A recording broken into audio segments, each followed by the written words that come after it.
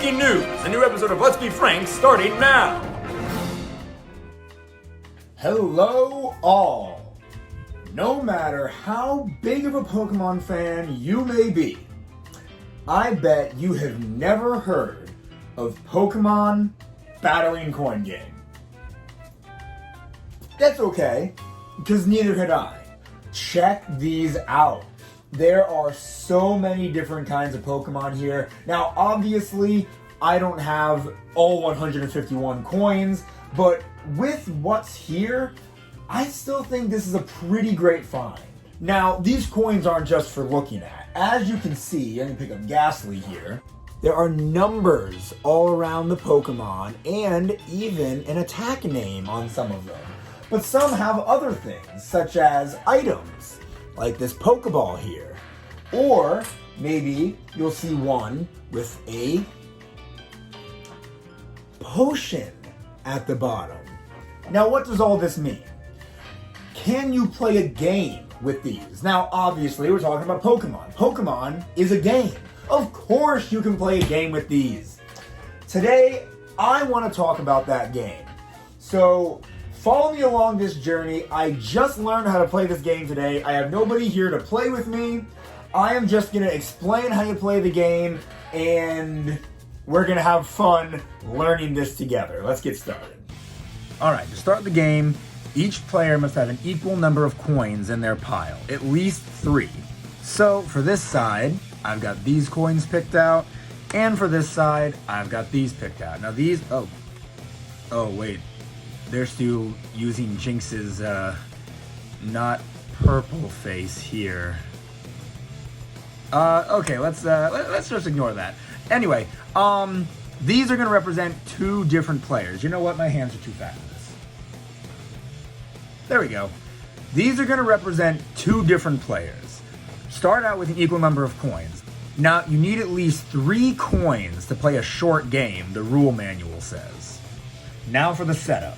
It says to arrange your coins in the order you think will help you win. Now, when you start the game, you take the 3 coins you've picked out, flip them over, and put them in whatever order you want. And yes, some of these coins are very old and they weren't super well taken care of, so you're going to see some damage on these guys. I am very sorry about that. When you land on a Pokeball, this is the effect it has. You may switch your current Pokemon coin with any other coin in your active pile. Reorder the pile if you want. Both players now respin. If this is your last active coin, ignore this action. Both players respin. Now, since we're here talking about the items, let me tell you about 2 others. With the potion, you are to return one of your knocked out coins to your active pile, face down. Place it anywhere in the pile without looking at the other coins. Then both players respin. And once again, if you don't have any knocked out coins, you both just respin. And then there's the ×2. Double any number that comes up in your next spin. Both players now respin, and the battle continues. If you spin ×2 again and aren't knocked out, your original ×2 attack is wasted and both players respin. Pretty neat, huh? Alright, so with all that knowledge in mind, I'm going to go ahead and place Ghastly on the bottom, then Charmander, then Pidgeotto, and if you look over here, none of these guys have any items. So I'm just going to place them in any arbitrary order. I don't know. There we go. How's the back of my hand look? Perfect. Alright, for a simple 2-player game, you're going to choose who goes first. Now, I really don't think it matters. It's just a formality. Somebody has to go first. So I'm going to go ahead and have the right side here go first, because why not? Next, both players are going to flip over their top coin to reveal their first Pokemon in battle. So the first player is going to go ahead and spin their coin, stop it with their index finger, and move it towards the other player. The other player, again, I'm so sorry about my hand, guys. The other player is going to do the same, stop it with not their thumb like I'm doing, and move it towards the first player. So what's important to note is that, just like in normal Pokemon games, all of these coins do have their types. This light blue is meant to be a flying type. Here's the entire type chart, just so you can get familiar with it. but it's pretty much exactly the same as how Pokemon works, and is very similar to the trading card game as well, whereas some types are the same color.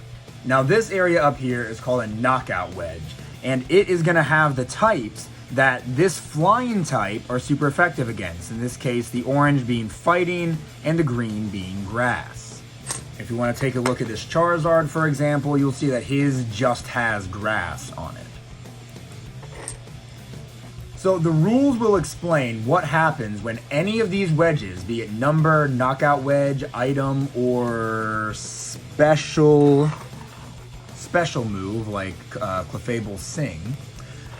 What will happen when any one of these wedges touches a different wedge? So, for example, with the current setup we have here, the knockout wedge is touching the number. What happens when that combination hits each other?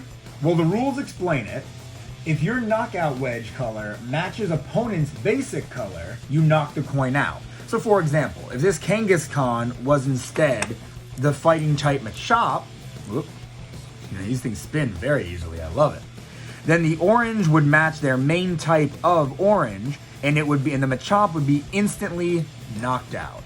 But since Kangaskhan is a normal type and Pidgeotto is not super effective against normal types, that means Kangaskhan's number, which it was on the 50 before I started moving things around, Kangaskhan's number automatically beats Pidgeotto's knockout wedge, and Pidgeotto is the one who is knocked out. So I flip the coin over and set it to the side. I now have 2 coins remaining, and they get to keep their Kangaskhan going forward for the next fight. So let's go ahead and continue the game. I now flip over my next Pokemon, Charmander. So allow me to go ahead and spin. Oh, come on, Frank. Spin good. Spin, stop, slide. Now, this is what's interesting. Spinning a line. That does happen, and the rules do talk about what you should do when that does happen. The rules state, if both coins touch on a line, respin. If your coin touches on a line, look at wedges to the left and right of the line. If both wedges will beat the opponent's wedge, your coin wins. If neither will win, your coin is knocked out. Otherwise, both players respin. Something I did not do earlier, as you're supposed to respin Kangaskhan, stop it, move it forward. It did just land on 50 again, so respinning was pointless at that point, but it's part of the game, so we're going to do it right.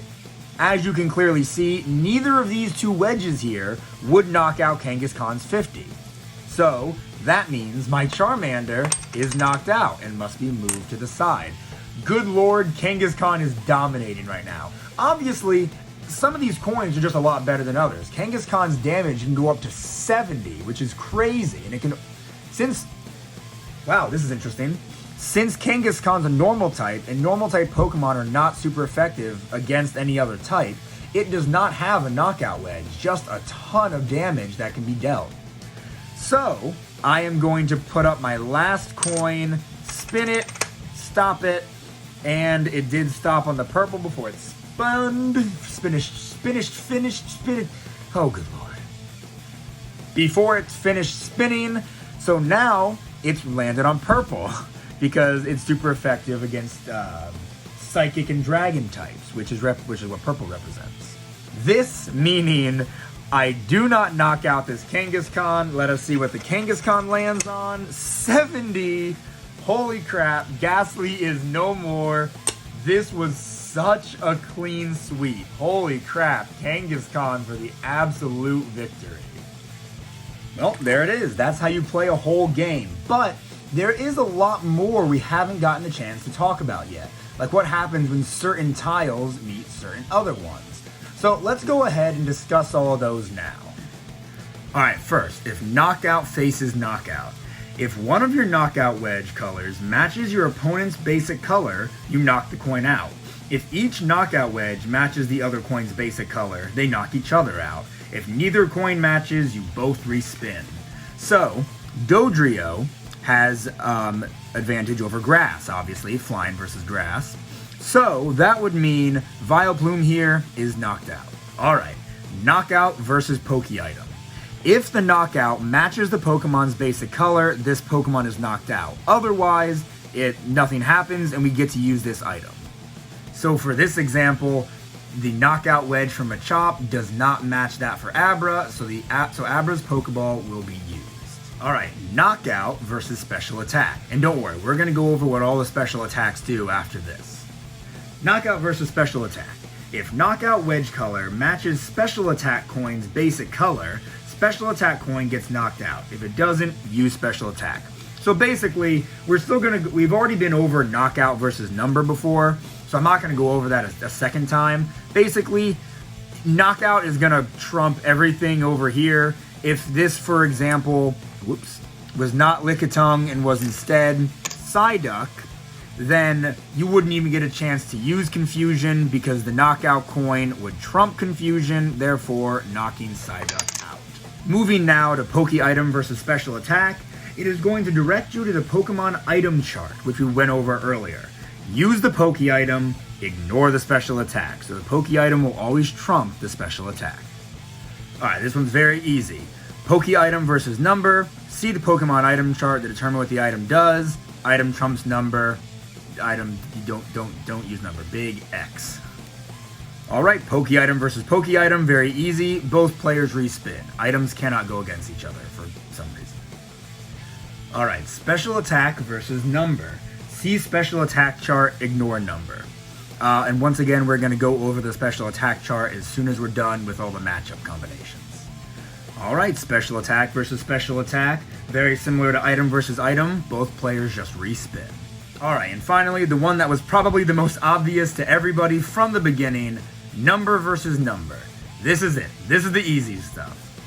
Higher number wins. That's it. Whoever rolls the highest number wins. Easy peasy. Oh, by the way, if it's a tie, like that, both players just respin. Not that difficult.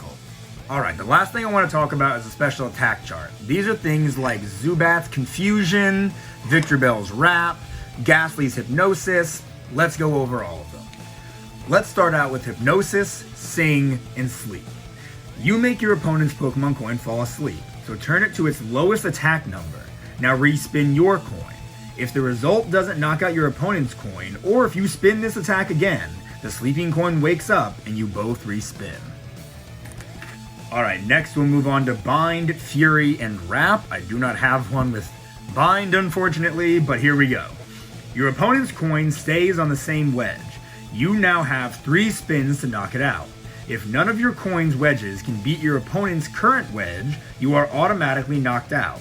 If you can't knock out your opponent's coin with your 3 spins, your coin gets knocked out. Brutal. Alright, these next effects are a lot simpler, not as much to explain. Confusion and Poison. Your opponent's coin returns face down to the bottom of his or her active pile. If it's your opponent's last active coin, it gets knocked out.